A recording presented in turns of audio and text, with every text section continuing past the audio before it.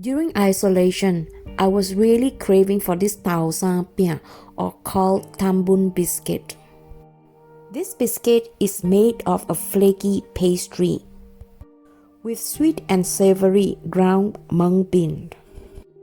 This is one of the iconic Malaysian biscuit.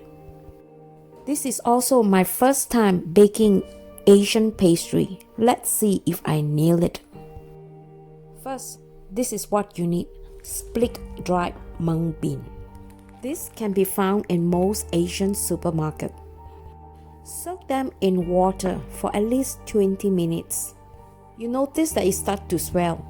Remove the water and transfer them over to a steaming plate.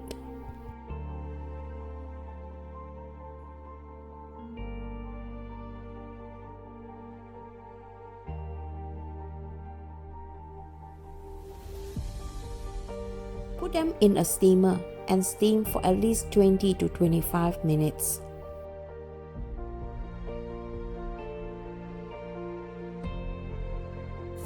Meantime, let's chop some shallots. I'm making double portions so that I can keep half for later use.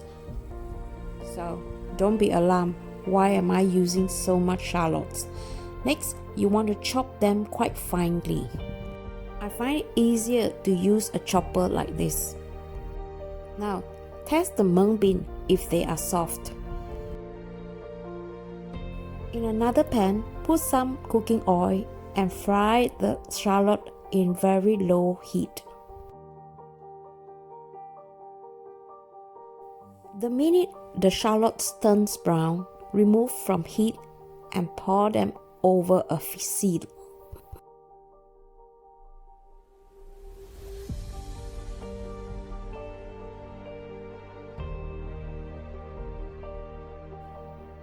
Unfortunately, you need to have a food processor to do this.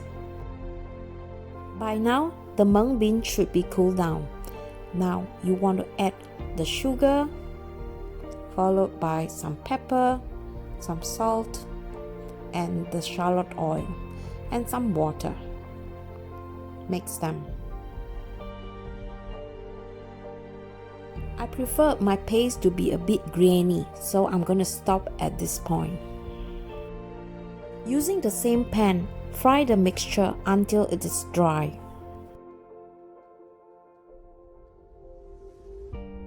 Add the dried shallot in the middle of it. This process took me about 20 to 25 minutes, and it all depends on how much you are cooking.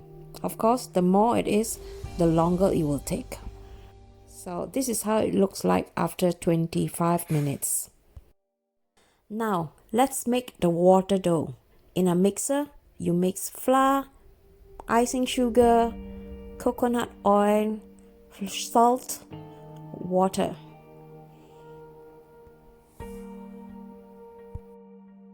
And you probably wonder why we need to have two doughs, right?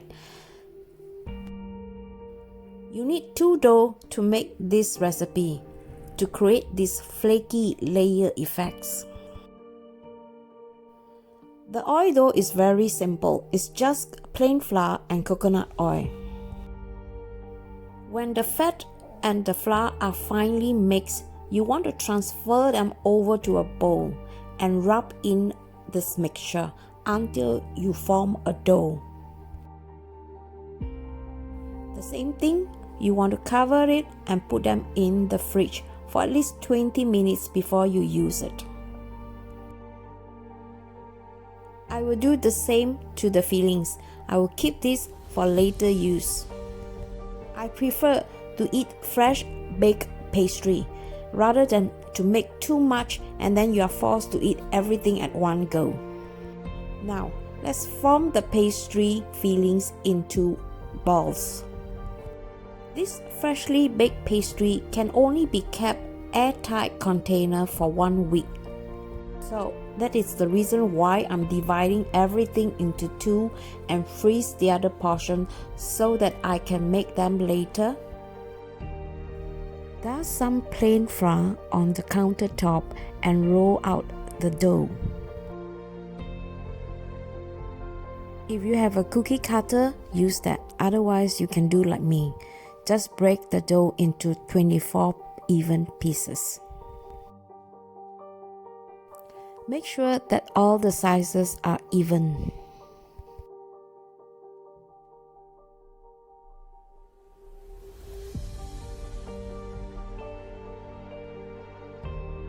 Now, I'm going to do the same for the oil dough, keeping half of it for later use.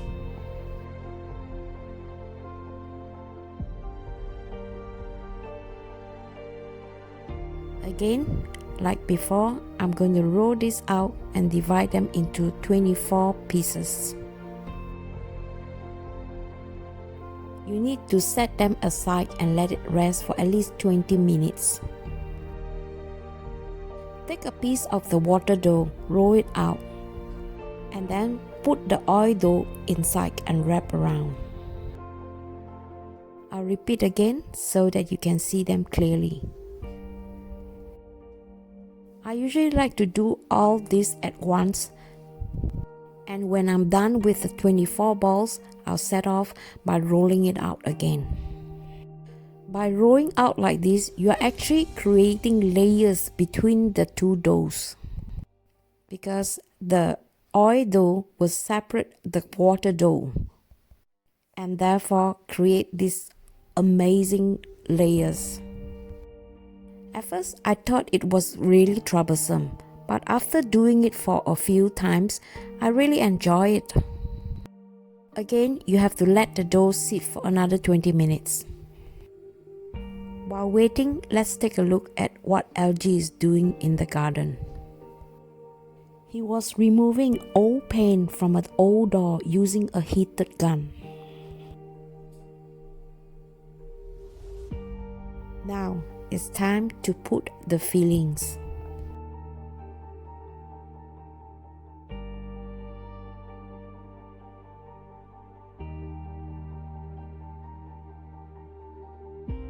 To make the egg wash, beat an egg with some salt.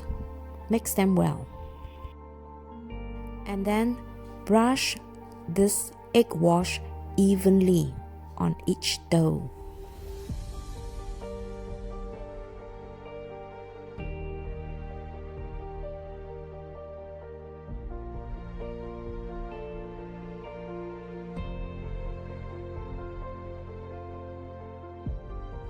And here are the results.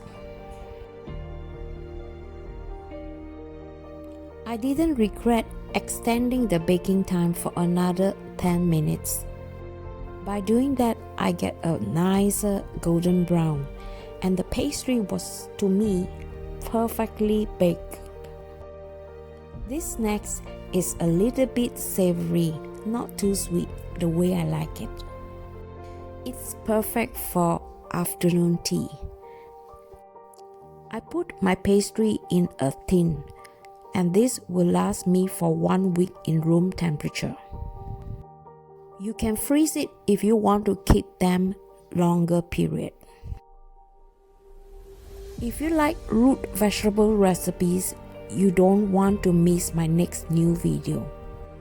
I'm going to show you how to make this traditional snacks called súng quẩy. This is a very popular snack eaten sometimes as breakfast, but we add it as dinner. It's really easy to do and it's super delicious and healthy. Make sure you stay tuned. If you are new here, subscribe with the notification bell on, like and share this video. And I hope to see you in my next. See you and stay safe. Bye bye.